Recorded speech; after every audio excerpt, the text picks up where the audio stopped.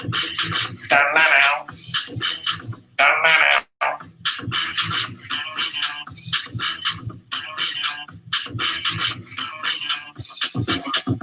it's a little break bit. Never get to hear this little break bit. But here we go, ladies and gentlemen. I'm now going to pause the sound of Wheeler Dealer's theme tune and say, hello, everyone. Happy Monday. It's Classic Lockin, and it's me wearing my Ben hat and Paul Cowland out there wearing his fantastic. You look like Crocodile Dundee, Paul. Do you like that? I was thinking of touching Indiana Jones there. Windy Anna Jones, I thought I was there. Windy Anna Jones. I like it. We are cross-platform in here. We're on Instagram, on my Instagram page, plus on the Wheeler Dealer page. We're on Facebook with a nice holding page. Nice little picture.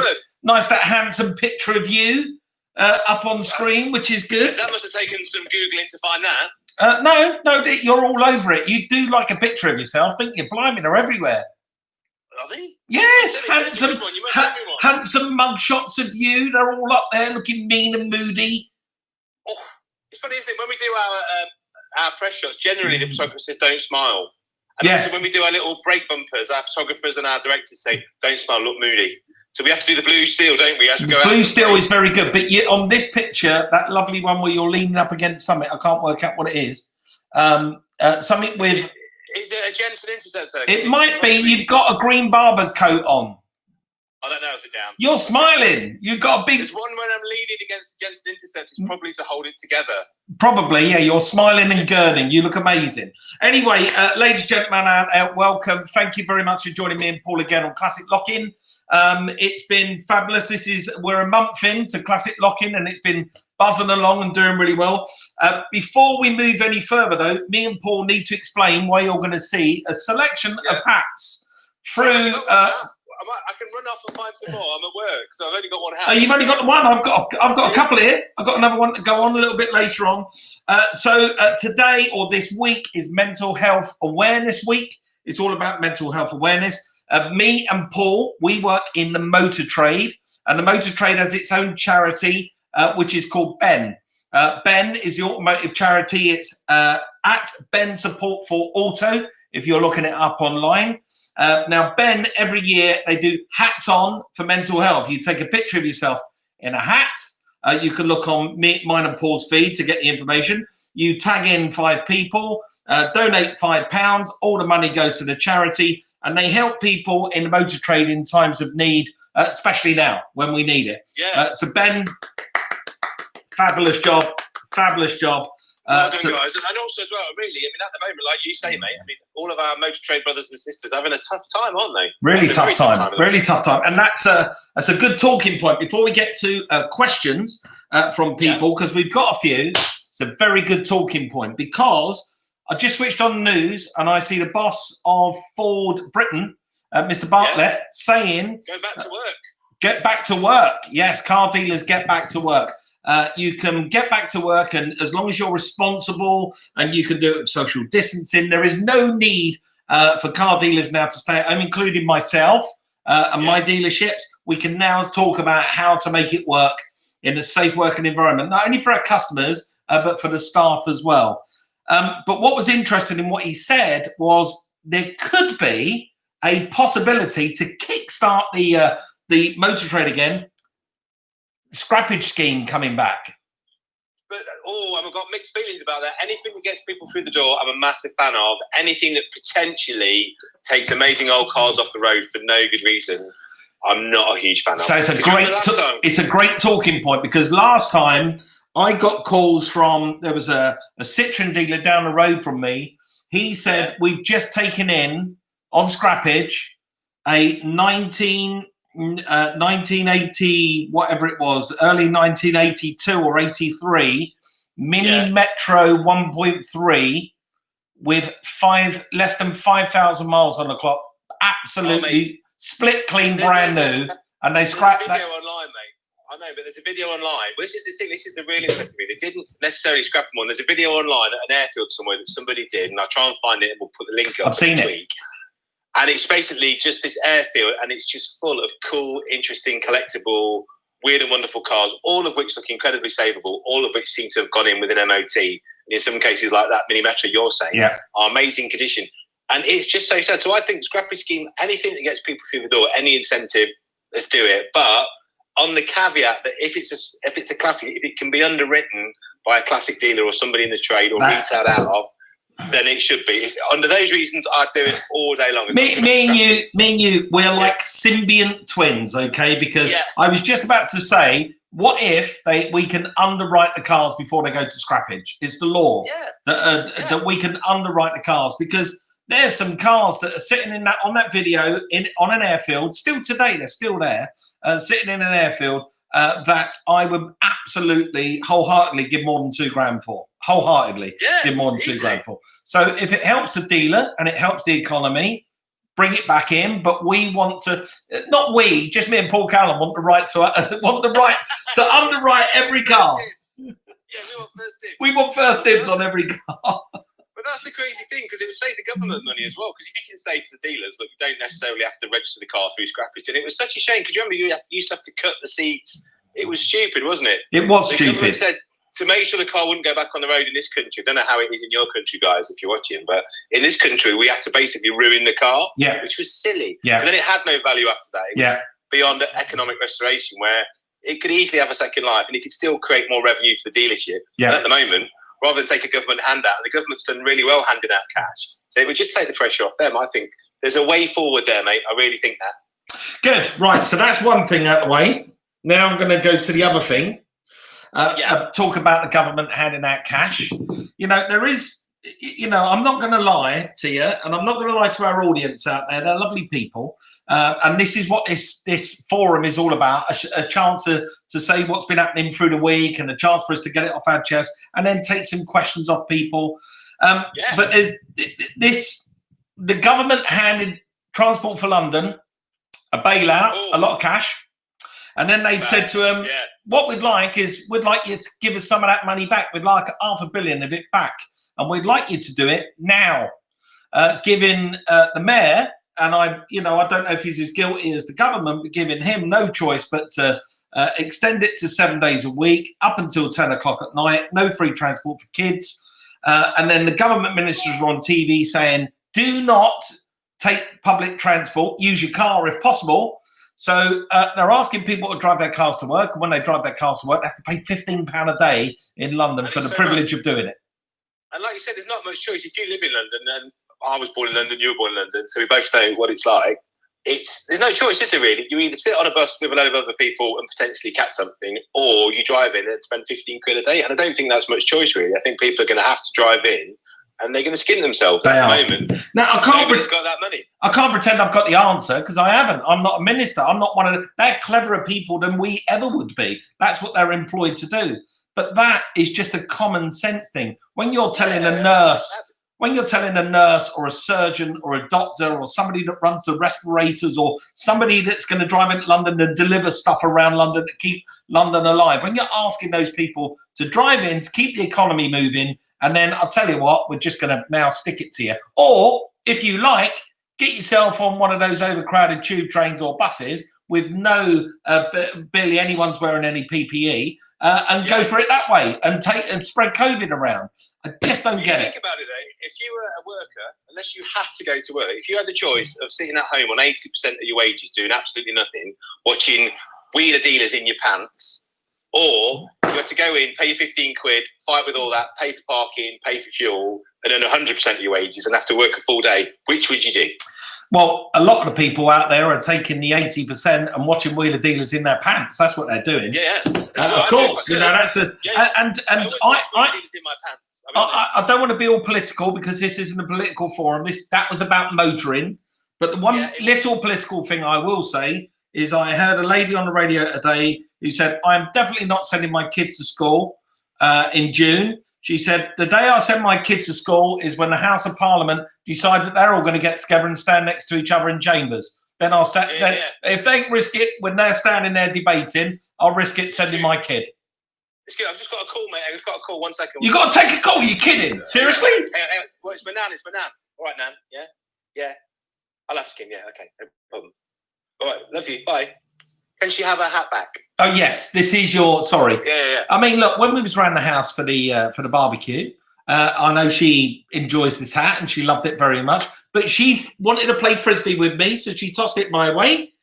I caught it on my head, and it came home with me. It looks like it fits you really well, that hat. It fits me perfect. I can wear it at a jaunty angle. The point of this is to just have fun. It's all about raising awareness for mental health this week, Mental Health Awareness Week, and this is hats on for mental health awareness. And just remind people who have just tuned in how we donate £5 if you're in the UK to Ben. Right, so you take a picture of yourself with a silly hat on, and then post it up online, tag in 5 of your mates. If you tag me or Paul in or Rant or several other people in, you will see that there's a number that they can text, and every text that goes to that number, it raises £5. So really, really worthy charity. And especially in a time like this, when we all need the help we can, it's perfect. It's absolutely perfect. And we've got a question about that, actually. We've got a lovely question on the Instagrams earlier on from Yaz Mogul saying about Ben, great cause. I guess my question is, how are you guys personally managing your well-being under these circumstances? Any tips? Big up the Samaritans, Mind, and all the social mental health care workers. Indeed, I would second and third that.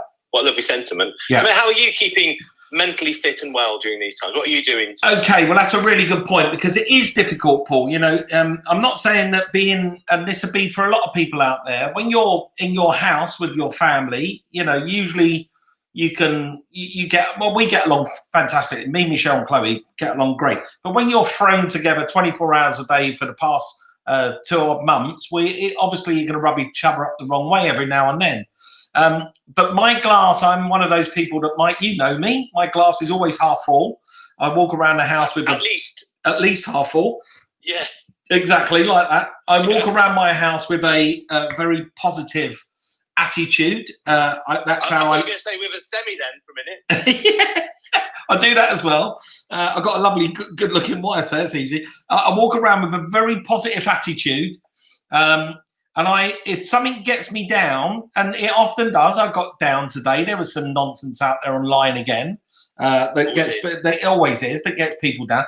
But if something gets me down, I just go and walk the length of the garden, which isn't far. It's about 50-foot garden. I was going to say that would take you a long time. It's about 50 foot, so it's nothing impressive. I'll walk the length of the garden, or I'll just walk off somewhere in the house, take a breath, count to 10, come back, and just go back to being that nice, positive, cheery self again. Because mental health is a problem. It is easy to slide down a hole, especially in times like this. Fortunately for me, I've got an audience out there, so have you, so we can reach out to our audience. We can go and engage with them and talk to them. I like to keep myself in contact with the people out there, and I like to hear their problems, if they got problems, and send them a little cheery message, which I've been doing lots of recently. So no, I feel absolutely. And as for my health, Michelle's a cake maker and a baker and whatever. She cooks incessantly, so there is unhealthy snacks around the house. I do believe I'm going to come out of this lockdown 3 things. I was either going to be hunky, chunky, or drunky. Which one? I'm going to be chunky and drunky when I come out of this. I'm chunky and I'm not going to be hunky. So you don't need that. You've got Ant or Elvis for that, haven't you? Correct. If you want to turn into for the eye candy, you've always got a good sidekick for that, haven't you? Exactly. Right. Always. Yeah. So I need what I need. As soon as the world says you can go back to work, I'm going to have total social isolation from the fridge. That's it. Me and the fridge. We're absolutely distancing. I've eaten so much chocolate. I know that's the thing that's keeping me happy and healthy. We are just going through chocolate at a rate of not, because it releases endorphins, doesn't it? Chocolate. It does. It's great. It's really good for you. Just keep having a bit of chocolate, a little bit every day. Go for some walks. You know what I'm finding is really good, and try this, people at home as well. It's just do something nice or say something nice to either somebody that you know or somebody online. Send a little text message to your mate. I checked in with an old mate I've not heard from the other day, and I saw a little message he'd put on. He obviously sounded a bit down because he's in the UK. His missus is in America, and like you, Mike, he's stuck, can't get back. And I just thought, just send a little message to make sure he's all right. And he was so chuffed to get a message. So do something nice, send a message, because that makes you feel very good. And the other thing as well, tell you what will make you all feel really lovely, everybody. And Mike was talking, there's always negativity online, and people post silly little niggly things online. Just be nice to everybody online. Try that. It's easy. The lockdown period. It's so much easier to be nice to people. Easier. Just try a little positive thing. If you see something you don't like, don't say anything. That's just easy to do. And if you see something you do like, just say to that person, whether it's an artist or a presenter or just somebody posted a cool thing on Twitter, say, what a cool thing or what a great thing. And just spread the love and pay it forward and let's all love each other. It's going to be much easier to get through that way. And genuinely, it's scientifically proven as well, it's actually better for your well-being, for your health, for your muscles, for everything, to just be kinder than it is to be angrier. So just be kinder and you'll have a much better day. Longer. I'm having a bit of a deja vu. I feel like I'm at work. Yes. Yes. So I had choice. You're just being far too cheerful. There's too much smiling. Yeah, sorry. Sorry. Let me do it. Let me do this correctly. So it's a lava lamp. Right. So how much you want for the lava lamp? How much? £5. I'll give you £1. Come on. Have a deal. Give you £1. No, this is something that you know what I love, because obviously I always like to look, because we're negotiators, aren't we? That's how we were born and raised. And in the card trade, you have to be negotiating. I always like to watch anybody buying or selling anything, because you can always learn so much from watching how other people do it. And I was taught various ways to kind of handle objections and say no and all that kind of stuff. And when you watch Drew haggle, he is brilliant. Because someone will give him a prize. I go, that's 5,000. He just goes, no. It's really good as well. And that's it. And he goes, doesn't say anything else. Or he goes, he doesn't say anything else. He just goes no. And then or he says, no, I'll leave that one, and just walks off. Yeah. It's brilliant. Psychologically, it is genius. If you are buying anything, folks, where negotiation is an option, and obviously be kind at the moment, people need the money. So if you're trying to buy anything, just pay list at the moment. When we all go back to normal and you can negotiate, you can haggle, that's the best negotiation. Very hard to do without seeming incredibly rude. But Drew just goes, no. See, and where'd you go from there? If you're the seller and someone just said no, and not you're stuck, aren't you? And then you've got to start coming down. It's genius. It makes them do all the work. No. So he's got that sort of, he's got that grumpy Jack D sort of face whilst he does it though as well, isn't he? No, that's not happening. Yeah. Walks off. It is clever. It is very clever. I couldn't do it. I wouldn't get away with it, but I just admire every time he does it because it's a showstopper. It really is, and it saves you thousands if you're buying a car. It's very, very clever. Are you missing your partner? You're because you're having a bromance. Are you missing him? Yeah, well, you do, don't you? You know what it's like when you have a long filming relationship with someone, because you spend more time in the week sometimes with your filming buddy than you do with your family. Because especially for us, because we're all around the country on location. You're in hotels 2-3 nights a week. Yeah. 8-9 hours a day in the car together, just chatting, talking nonsense, and you become very close friends and you have a lot of fun. So obviously, when that stops, we ring each other every couple of days, every 2 or 3 days, see how we are. Generally swear at each other and insult each other, but it's you do. I can't wait to get back. We're just trying to work out ways to film safely and make sure contributors are okay and our lovely crew. And we spoke about this before, haven't we, mate? Our crew are all freelance, so at the moment, none of our crew. Yeah, no one's earning. Nobody's earning. All at home. Yeah, I get a call every day from a member of my crew going, any news? And I'm like, no, I've got no news. But it'll happen. It will happen. It will. And we want to get back soon so that they can, pay their mortgages and things of that nature. Of course. It's important. Of course. So, questions. Let's do questions. Thank you very much, everyone. If anyone out there has got a question, we asked you to post them up earlier. There's some coming on Facebook as I'm talking, and they do disappear and they run up the timeline, but I'll have a go at digging a few of them out. But you go first, Paul. Okay, I've got a question from Mike Oxlong. He says, I've just seen in Dream Cars your trousers. Where did you get those from? Your early high-waisted trousers in your early series? Well, not in Dream Cars. In Dream Cars, I just had a pair of scruffy old jeans on recently. Yeah. I think he's talking about... I'm guessing in about 1963. I think he's talking about Deals on Wheels, which is like 25 years ago or 24 years ago. The high-waisted trousers... You're wearing what I can only describe as chinos. And I always, back then, 1997... I was definitely man at C&A, if not Marks and Spencer's. I was either man at M&S.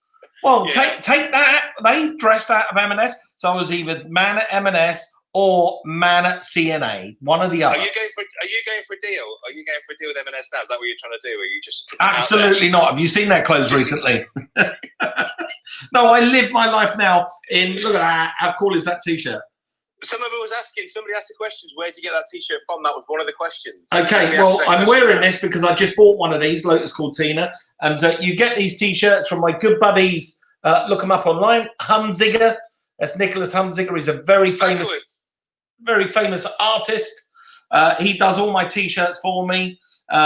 He does a fantastic shoe range. If you see me wearing the Lotus shoe or the Golf shoe or the McQueen shoe, they all come from Nicholas. And he ships all over the world, and they're brilliant. So Hunziger. You look very cool. And the quality is very nice. Quality is amazing. Yeah, quality is. And he's got a crash sale on at the minute because they're struggling as a business. So there's a crash sale. So some of the stuff is ridiculously cheap. So Nick and his wife Heather, if they're out there, I love them. They're amazing people. Put a link on your Facebook, mate. I will. I'll put a link up. I will put a link up, Paul. I'll do exactly that. So, hunky, chunky, or drunky. That's why people love Mike. What a great personality. Thank you. Oh, that was nice. That was really nice. Car community is really good and positive. I just spent 2 months in isolation. Just got back from France, but hard to make us realise how important all our families and people like you are. Oh, thank you, Simon Giles. I really appreciate that. Lots of people out here just spreading love. For me and you, which is lovely. Rick Ack said, "Is Drew Welsh?"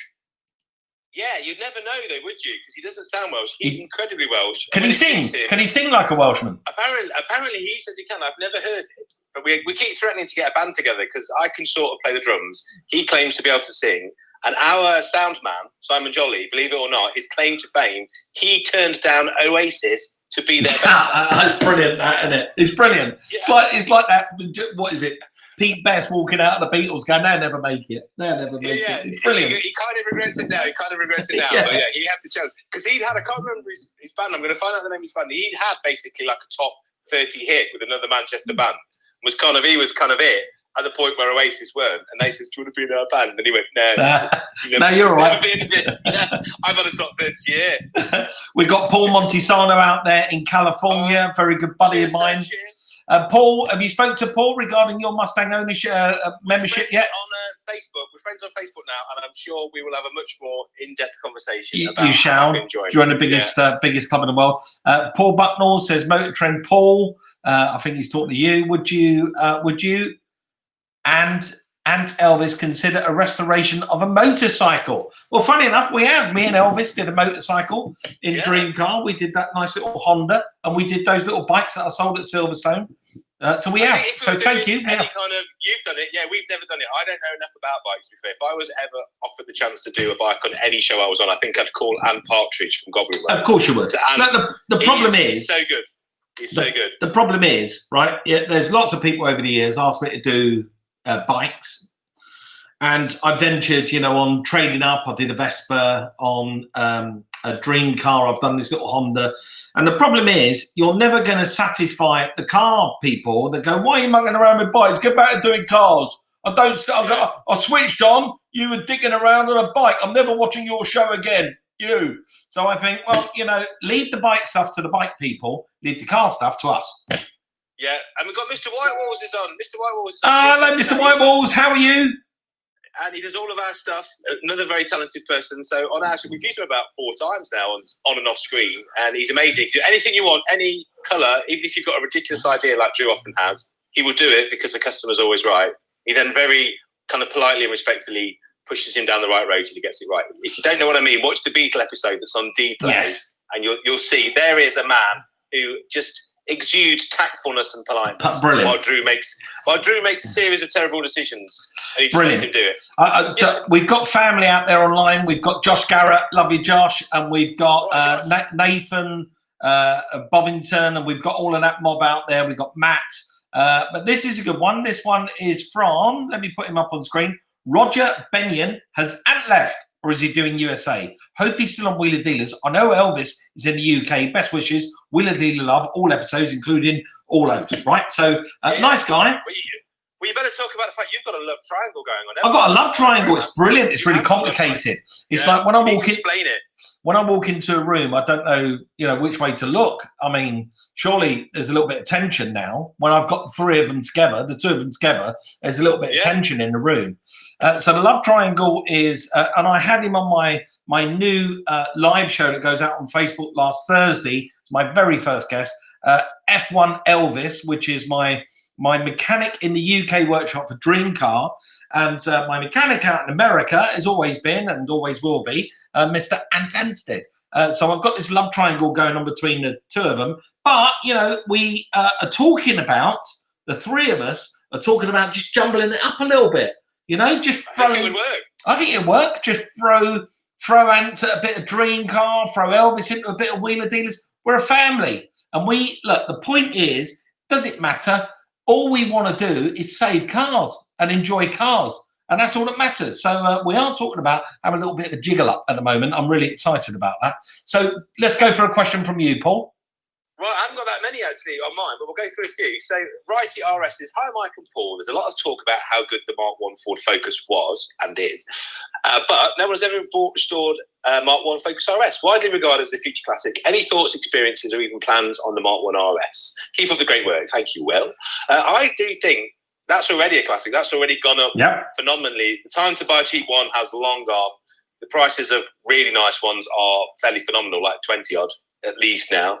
You can spend a lot of money. So they are a classic, mate. They are. And I think people, and I've seen cars in the body shop with 5, 6, 7 grand paint jobs getting done. I've seen cars being reupholstered. People are restoring those cars to concours standard already because they know, like any RS Ford that was in a small number, it's going to make money. Of course they are. It's a fast forward. Fast forwards are still on the ascent. If you can't afford an RS, look for a Mark 1 ST, an ST 170. Yeah. Still the most affordable way to get into the fast forward market, a market that's ascending. Great cars, absolutely amazing cars, incredibly tunable, that engine. You can do so much with it and squeeze a little bit more horsepower out of it. So go and check one of those out. An ST or an RS. If you can't afford the RS, go for the ST. Great car. Yeah, it's whack-a-diff in it as well. Whack-a-diff in an ST and tune it. They are ridiculous. I've been on track with a mate who's done that, and they are fairly unstoppable, I have to say. Fairly unstoppable, those cars. Pretty quick. I had I think I may have told you this, the RS 500, which would have been the Mark III, I do believe it was. Focus. The matte black one? The matte black one. Number one I had.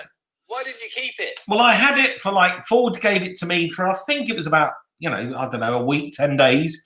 Yeah. And I remember driving that car, 345 horsepower, same as a World Rally car at the time, through the front wheels. My brain couldn't cope with the fact that when you left traffic lights at a standing start, there was no torque steer. You had 345 horsepower running through the front wheels. This bloody thing was ridiculous. I swear to God, I admit it. I did speed in that vehicle. I did speed, so I admit on private land, of course. On private roads that belonged to Warwickshire Council. I did speed because you had no choice. If you come up against something and you wanted to just squeeze past it very quickly, you just tapped on the accelerator and you look down at the speedo and you're into 3 digits immediately. So that was an astonishing car. That I nearly sunk the ferry on the Isle of Man with that car because when I pulled on, so many people walked over to look at it. It sort of pulled the ferry over. That's true because I was on the way to go and do the TT. So there was all these motorcycle and car motoring people on the boat. So as soon as they see me in that car, they sort of descended towards the car, not me.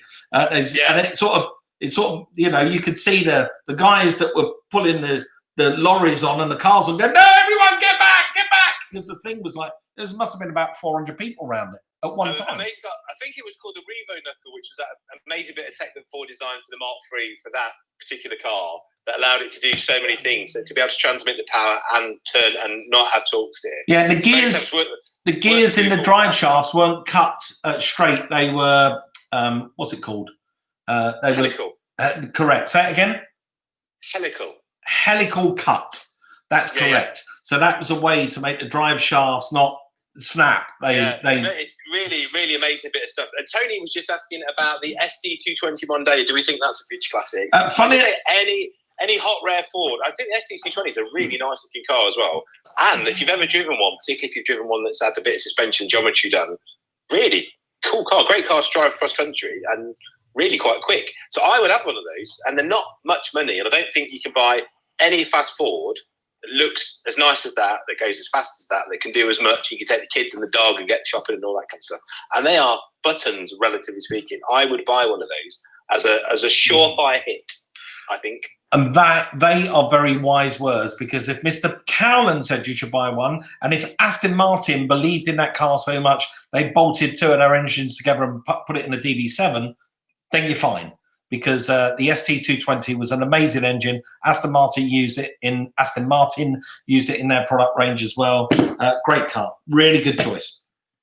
So I was asking, what's torque steer? The torque steer is the effect that you get from basically an engine and drivetrain, usually because drive shafts are unequal length on a front-wheel drive car. What happens is the relative torque, the power going to each wheel is slightly different. And because you've got a differential power going to each wheel, the car will steer towards the direction of the weaker wheel. That's what torque steer is, basically. The one that's put the most power down will have the most force. Imagine that you're behind two dogs, and one's really pulling and one's not. The one that's really pulling is going to pull you around in circles. That's the most scientific explanation of torque steer I've ever heard. But the simple way to tell people what torque steer is get yourself in a Renault 5 GT Turbo, accelerate away from the traffic lights, and think that you're Mario throwing pizzas in a pizza restaurant, because that is what torque steer is. The vehicle will want to go one way, you're doing the other way, you've oversteered and you're up to correct it. So it looks like you're just tossing pizzas in a pizza restaurant,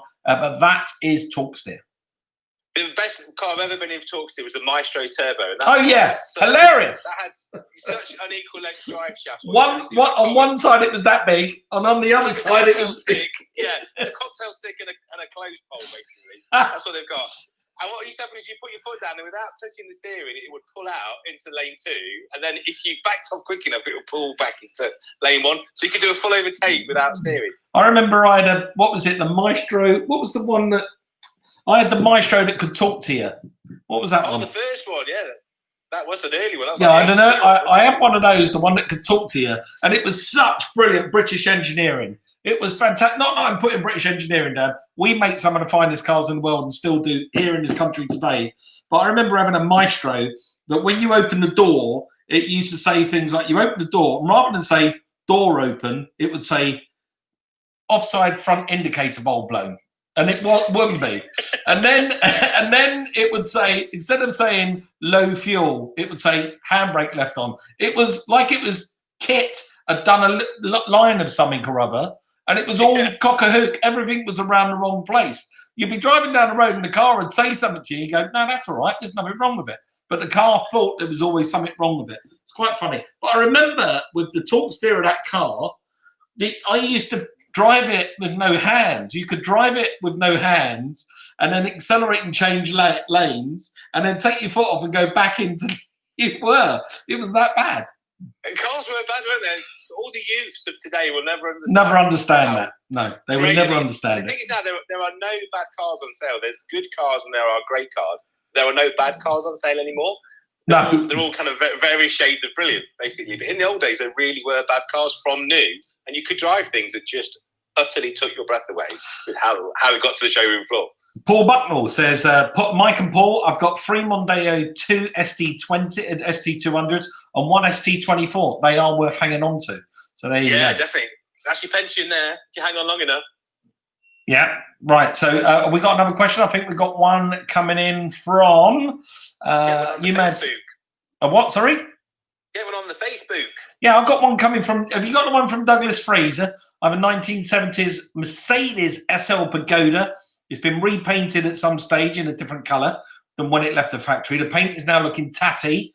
Do I paint it the original colour or do I go for a different, more popular colour? Same with the interior, it's worn. Do I go factory or do I go for leather or the factory MB Tex? Depends on your motivation. If you're not planning to sell it in a hurry, it's your car, mate. It's your money. Do whatever makes you happy. But if you want to do it so it's going to be easier to sell, without doubt, if you put any car back, if it's a nice colour, back to its original colour, back to its original spec, you'll always have more people want to buy it. So ask yourself, who are you trying to please? The next person who owns it or yourself? And if the answer is yourself, do what you like. And dare I say, Douglas Fraser, you have a Mercedes Pagoda SL from the 1970s. You've got a pretty damn fine car there. So if I was you, I would do whatever pleases you, as Paul said. But if the original colour isn't that Iron beige, because that was awful, then paint it back to the original colour if you're going to. And as for MB Tex, it's fine. MB Tex is. I like it. It's so hard wearing, and also you can leave it outside with the roof off. And if it gets caught in the rain, it's like literally when the Earth finishes, when it's nuclear apocalypse, all that will be left is cockroaches and MB Tex. MB Tex. It's so dumb. Yeah, and Volkswagen Beetles that always start. That's about it. That's true. Yeah. So we got MLC 666X. I wonder what his parents. I reckon that's his reg number. I wonder what his parents were thinking when they named him that. You know. Yeah. Here you go, Mr. and Mrs. X. There's your son. Oh, we're going to call him MLC 666. I think that's his reg number. I'm pretty sure it is. We should Google his reg number. I'm Mike and Paul. My dream car is the Mazda RX-7 FD, hard to come by in the UK in good condition. Do I pay premium and get a UK one, or take the plunge and try and import one from Japan?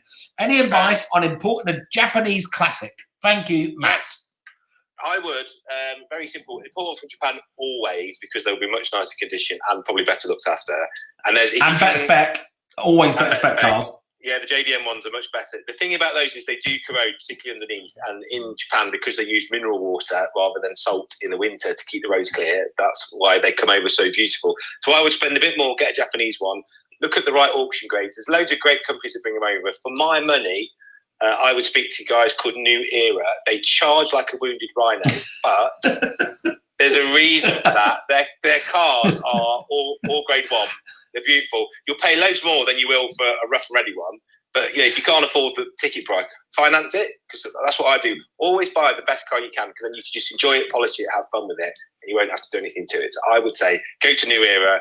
I used to get them to import all my cars in the early noughties. They still go, which tells you something. They've been going for 20 years, because they only find the best cars, and they come over and they're just faultless. That's what I do. Or, dare I say, before you even think about spending your money in Japan, think about seeing if you can find a car here in England for sale. A car that somebody else has already imported in from Japan, and they've looked after it. And if it's a little bit more money here, like it's an extra $2,000 to buy the car here rather than in Japan, it's going to cost you more than that to ship it over. So buy the car here first. That's good, but if you can't buy it here, definitely Japan. Buying a car from Japan is so easy. It's a doddle. It really is. And also, there's 2 words to type into eBay. My favourite 2 words to type into eBay, guys. Thank God you said eBay. Are fresh import. Type fresh import into eBay and then see what comes up. Because the thing about fresh import is, as the name suggests, it should be a car that's just come off the boat, generally from Japan, is what fresh import is. And then you tend to get something that's just beautiful underneath, no corrosion, no bodywork to do. So then you can just set about tidying it up and making it your own. So there's some good stuff that's just come off the boat. Someone's done all the legwork, like Mike says, and you're going to get a bargain. Julian Anderson, Roger Benyon, he's talking about he's had a Montego. Julian Anderson, I'm going to put him up on the screen. He said, my mate rolled a Maestro. He got out upside down and the computer said, you've left your lights on. He probably had. British engineering. It is amazing. I've got a great question from Matthew Pratt on Twitter, actually. Question for you guys. I've been on the Samba looking at gear project cars. Can't fault you, mate. Do you think there'd be any benefit to getting a specialist in the US to make one into a running, driving car before shipping it into the UK? I think this is 6 of one and half does the other. I've got a theory on this. You are the man of American specialists. You go first. Right. Well, let me tell you, you will not find a better, well-kept, more beautiful gear than you would find. And I'm talking gear anything. I'm talking Beetle, Carmen, whatever you're going to find, Type 2, Type 4, whatever you're going to find gear-wise, you will not find a better car than in California. They are absolutely amazing. There's no salt on the roads. They're rust-free. Most of that community out there is the beach community. They're young people. They look after their cars. They've usually already got the upgrades done to them. I have a shipper in California. If you contact me, if you want to buy a car in California, I have a shipper. She ships all over the world, actually. She's called Robin Groves, and they're Cars USA. They ship cars unbelievably brilliantly, and they do it for me. door-to-door delivery, easy as pie. It's the easiest thing in the world. It's like buying something on Amazon. But the question is, this is the kicker to the question, because that is 100% brilliant advice. Would you, if it was a non-running project car in America, would you have a US specialist get it at least running and driving and rolling them before you put it back? Do it in America. The culture, I know there's a big VW culture here, and we're brilliant at them here in England and in Europe, but it's much, much, much bigger in America. Much bigger in America. They sold many more cars in America than they did in Britain. And you are going to find a VW specialist to work out there that's going to have the parts, the availability, good spec engines, whatever you want to put in it. They're going to have them out there to get it running and driving better than you would do if you bought it back here.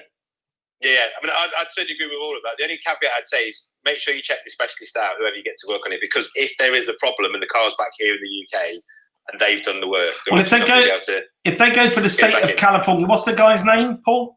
His name is Matthew Pratt. He's on Twitter. Matthew, if you DM me, if you go for a car that's in California, I can certainly point you in the direction of a few people out there that can certainly look after you and make sure that you get the car that you want. But I'm going to say the same as what I said earlier to the guy importing a car in from Japan. If it's going to cost you $2,000 more or $2,500 more to buy a non-running car here in the UK, buy that one instead. Yeah, and that's what we did. So in the last show that we just did, which is in the UK, is on Dplay. So we bought a really nice guy called Sam McMahon, had just imported from the Samba. He found it on the Samba, funny enough. A really nice 62 Carmen Cabriolet from California, non-runner. So he'd done all the hard work. He'd taken all the risk, brought it over. And then you can see, and again, that was just searching fresh import or fresh project. So you just take all the risk away because the car's there. You can go. How much rust was in that car? Let's tell the audience. Absolutely none. Absolutely none. And that's another reason, you know, people often, there's been a whole thread today on another forum about wheeler dealers being in California. You know, for the first 13 years of wheeler dealers, every single show we ever did, we only ever spoke about rust. It was about chasing a tin worm, rust. Since we've been in California, we've probably mentioned rust 5 times. You know, and that's a car that we bought out of state. We just don't talk about it anymore. And that's, you know, when you're making a car show and you're putting them together and you've got a deadline to work to, the last thing you want in a car is rust and rot. You don't want that. Yeah. That's why that Carmen Gear convertible that you bought was absolutely amazing because, did I say Carmen Gear convertible? I didn't I? Carmen convertible, you did. I did, yeah, sorry. That Carmen convertible you bought was absolutely amazing, that car. And the point of it was completely rust-free. And that's an original 1962 car. You know, that car's, 58 years of age. And there's no rust in it. Can you imagine the same car here in the UK or in Germany or in France or in Italy? It just wouldn't be the same. It wouldn't survive. And that's another reason why we put wheeler dealers where we put it. Yeah, well, Germany's actually quite good. You get a lot of parts of Germany, sorry, not states. Again, they use like an antifreeze solution rather than salt. So I've bought quite a few cars out of Germany. I've got a 1980 Westphalia camper, which I bought from a lovely old boy. And it honestly, underneath, I mean, I've never touched it. Still's never been under seal. We're only the second owner of that. And it looks like a 5-year-old car underneath. It's mad. Absolutely mad. Right, very good advice from Paul Bucknell. He says, be careful buying an ST220. So be warned. There's loads of spares and repairs, but they do have weak bottom ends. Make sure it's got a service history unless you fancy an expensive engine rebuild. So thank you very much, Good Paul. advice. Yeah, it's good. See, we get the, not only are they listening to us, they're listening to each other, which is fantastic, isn't it, Paul? There's always somebody, we know a little bit about a lot of cars, remember that, but we don't know everything about all cars. So that's always good. That's why we go to specialists in our shows, because there's always someone that's cleverer than us. Always somebody who's cleverer than us. That's why, right, so Josh Garrett, my brother, he says that's why he put his Bloodhound Auto Broker in California. He put it there because the cars were just so rust-free. If you're going to ship cars as a broker, as an auto broker around the world, to Germany, to Britain, to France, you don't want it to turn up the other end and then that person pick up the phone and go, hey, the floor's like the Flintstones floor. It's got no floor in it. You don't want that. You want the cars to be nice and solid. It's also just so nice, isn't it, when you're doing a restoration and you haven't got to spend thousands on bodywork, because bodywork is quite disheartening to do, because all you're doing when you put metal in is getting it back to where you should have started anyway. Then you've got to paint it. So much nicer to get a perfect shell that just needs a bit of paint, bit of trim, do some nice stuff underneath. Think about those cars. The paint tends to sun out, doesn't it? They fade. Yeah. Interiors tend to go very brittle because of UV. But to me, that's always much more fun. If you start to retrim, you can do custom stuff, have a bit of fun. Paint is a very satisfying job to do on a nice shell. So give me a sun-damaged car over a rusty one. Anytime. Every day of the week. Anytime. Yeah. Somebody just said up there on our Insta feed, it goes past very quickly, but somebody said, that's why the car community is so good, because we always come together. And that's a very good point. The best advice me and Paul can give anyone, right? Anyone out there, it's really simple, is if you're going to go and buy yourself your Carmen Gear or your Mondeo ST220 or a Healy Sprite or whatever it is, you're going to go and buy yourself a classic car and you've absolutely made your mind up. That's what you're going to do. The simplest thing you could possibly do is just join the Owners Club first.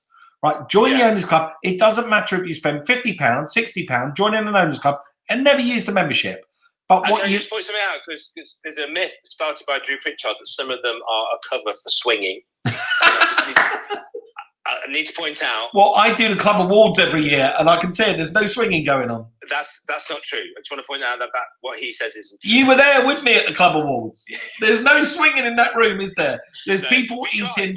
There's people eating spam sandwiches and finger bowling crisps off the table. Yeah. That's as hot as it gets.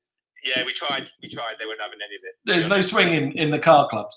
I even took Mrs. Cowland, and they weren't having it. No. Exactly. And look at Mrs. Cowland. Jesus. Oh, yeah. Even I was swinging. She's also got great bodywork in fantastic condition. Yeah. She is a fantastic model. Listen, so me and Paul will tell you, join the car club first. You may never use your membership, but the chances are the car that you're looking for will be in that club. It will belong to a member of that club that's looking to get out the hobby, sell his car.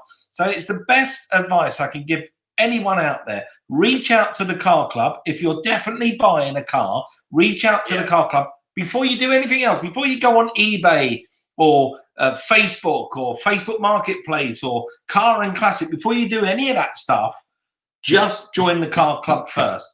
And then do the second. The other thing is as well, you'll get your money back because your membership fee, most classic car insurers, if you're a member of a club, give you a discount. So that's going to be most of your feedback. And like Mike says, if you're going to buy a car, there's always somebody in the club, like the valuer or the technical guy, whoever that is, will normally come with you or at least advise you over the phone if you're looking to buy a car, and they'll talk you through what to look for. And that advice will be able to negotiate away more than the cost of your membership. So it's great advice, mate. Great. It's very good advice. And the other bit of advice is exactly what I was pointing to behind me. Very important. I could show you around my office. Look, it's just books everywhere. Fill your library before you fill your garage. Knowledge is power. Make sure that you know exactly what you're getting into. Join the car club. Buy a book about it. Buy some books that talk about that genre of car that you're interested in. Study it first before you. It's the most expensive, second most expensive after buying a house that you're ever likely to make. But it's still the only investment in the world today, still the only investment other than houses and gold probably, but as a hobby that will pay off. There is no other hobby that pays off. You don't go and buy $2,000 worth of fishing reel, fishing rod, the tent to go and sleep in, a jazz mag for you to play with on the banks of the river. You don't go and spend $2,000 on all. Is that a mag about jazz? It's a magazine about jazz. You don't spend $2,000 on all that stuff and expect to get a profit out of it, because you never will. It'd just be landfill. In a year's time, it's landfill. If you buy a classic car for $2,000, it's going to be worth $3,000 in a year's time. Simple as that.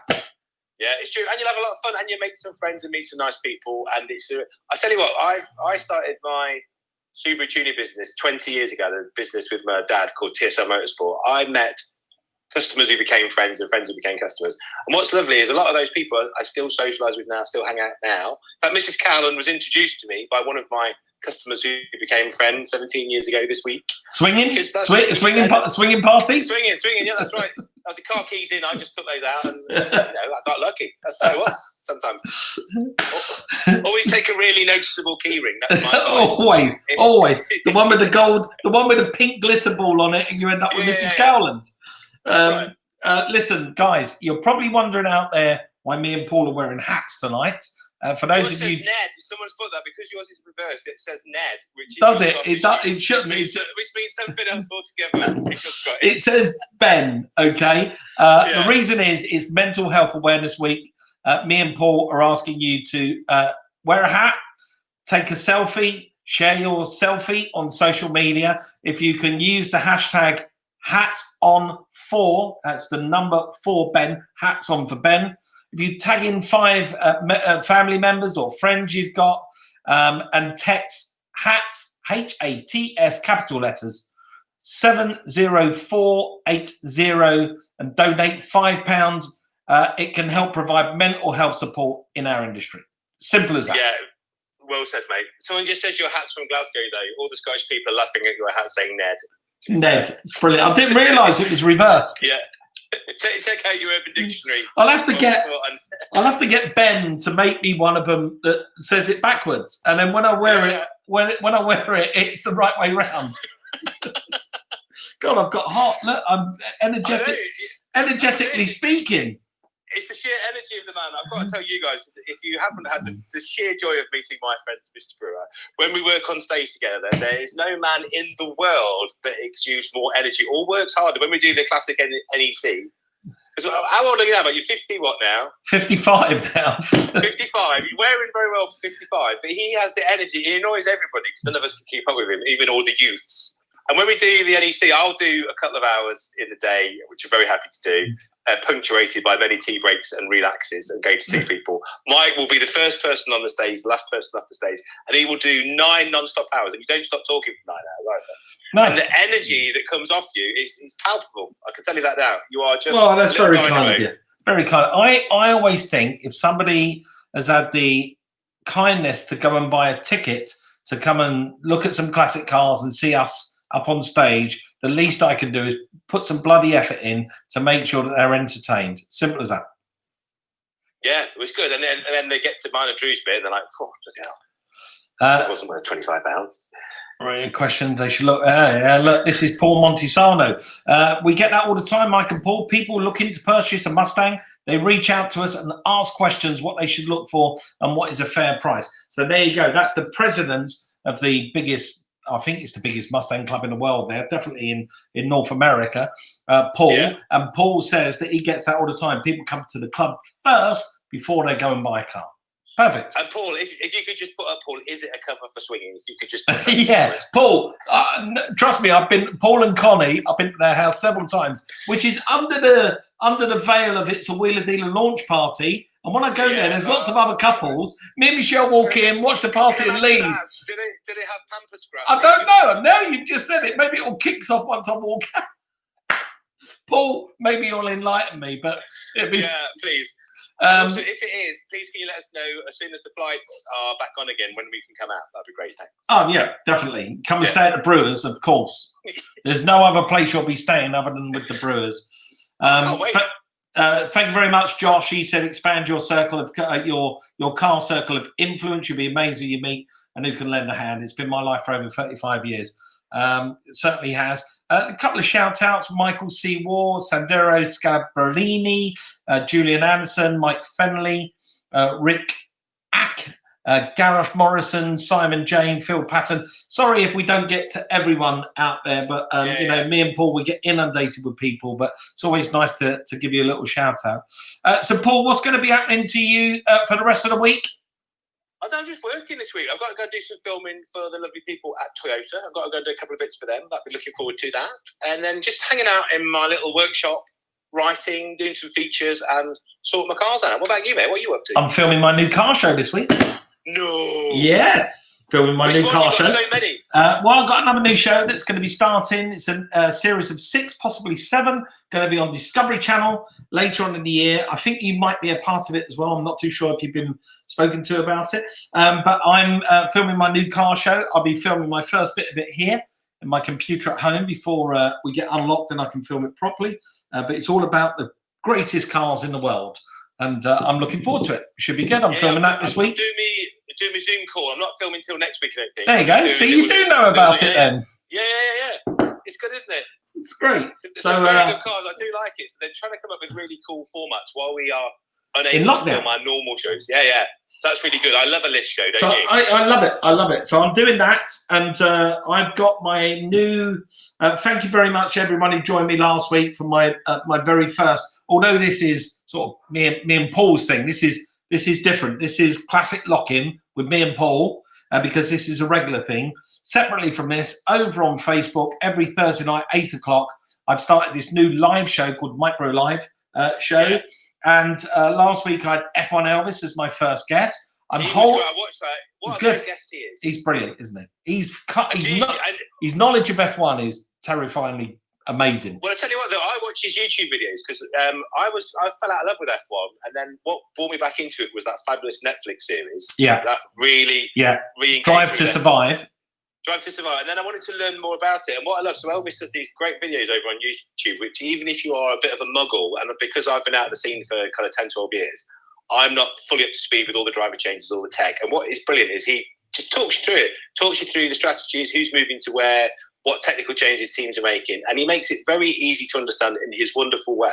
And I think subscribe to that because you'll learn so much. When the season eventually starts, you'll be up to speed and you know everything you need to know. So that's my advice. Follow F1 Elvis's YouTube channel. There you go. Perfect advice. I mean, I love the guy. He's just such a joy to work with, such a joy to be around. He was brilliant to have on as my first guest. The audience just went crazy for him, which is fantastic. And this Thursday, I have lined up already my other partner, so I thought I'd go for them first. Because I've got Revo on as a guest, but I'm going to Revo on with Drew. So on Thursday, I've got Ant Enstead coming on 8 o'clock on my Facebook page, 8 o'clock on Thursday. Me and Ant are going to be talking about all things past wheeler dealers, where we've got to, and all things future wheeler dealers, plus Ant's solo projects, of which he's got many. Master Mechanic was one of them. He's got another project in the making at the moment, plus he's got another project after that. That's also in the making, and he's a busy boy. He's very busy. Excited about his other car show he's doing. That's exciting, isn't that other one? Very excited. He's working with a manufacturer, and it's quite funny because a lot of people go, "He's not a real mechanic," and I go, "Well, you should Google him, mate. Google him before you go online and make a stupid statement. Just Google his achievements. He owns 9 world records for prices of cars that he's restored. He done continuation cars for." Probably the coolest manufacturer ever. He's a top guy. He's brilliant to work with, and he'll be on Thursday night on Facebook, 8 o'clock, and I can't wait for that. And I've lined up after him. I've lined up Jimmy DeVille and the Goblins. Oh, awesome! So I've lined those up, and I've been reaching out to my other friends out in America. So some people might turn off when I say American people, but we'll have the likes of Rawlins and Carini and all of those lot coming on as well. Be really good. True A-list guests. Well, we've done nearly an hour, so thank you everybody for sticking with us. And the last explanation of the hats, if you're just wondering what the hats are, because yes, we can. We can do another explanation of the hats. The hats are this week is Mental Health Awareness Week. Me and Paul, we work in the motor trade. The motor trade has its own specific charity, which is called Ben, not Ned. It's called Ben. And Ben are always every year to raise awareness for mental health. It's Hats On for Ben, hashtag Hats On for number Ben. And they go and raise money for the motor industry. You can tag Ben into anything you do, that at Ben Support for Auto. And if you tag them into anything, and if you look at our Facebook page and my Facebook page, or Paul's no doubt, you will see that there's a little text number up there. I think it's 70480. Excuse me if I got that wrong, but there's a text number. If you take a picture with you in your hat, tag in 5 friends, donate £5, all the money goes to worthy causes. And we thank you for it. Thank you very much. Yeah. Thanks, guys. We need it at the moment in our industry. So thank you for tuning in. So we having, hold on, before you go, are we having, what's happening Wednesday? Are we having you and Drew online or not? Oh, yeah. We'll just see if he's available. You should do him online on Wednesday. You're still going to have your little Facebooky chatty thing. Oh, yeah, we're doing that one. Yeah, definitely doing that. So we do basically me and Drew rambling at 8 o'clock on Wednesday night. Thank you for reminding me because I completely forgot them. Yeah, so come and join us over on Drew Pritchard Antiques at 8 p.m. on Wednesday for more classic chat. Just give him some grief about papier-mâché rhinos and rubbish chairs. Lovely. And it's completely the wrong way around. Shouldn't it be antique Drew Pritchard? Yeah, it should. Because he definitely is. He's definitely an antique. Listen, guys, thank you very much. Thank you very much to everyone out there on Facebook, on Instagram. Me and Paul really appreciate it. We're really pleased you enjoy these little shows we do every week. Just spread the word, spread some positivity, listen to the government advice, stay healthy, stay safe, stay alert, and protect the NHS. And we love you. Love you more. Bye. All right, buddy. Love you lot. See you later, Paulie. See you later, audience. Thank you very much.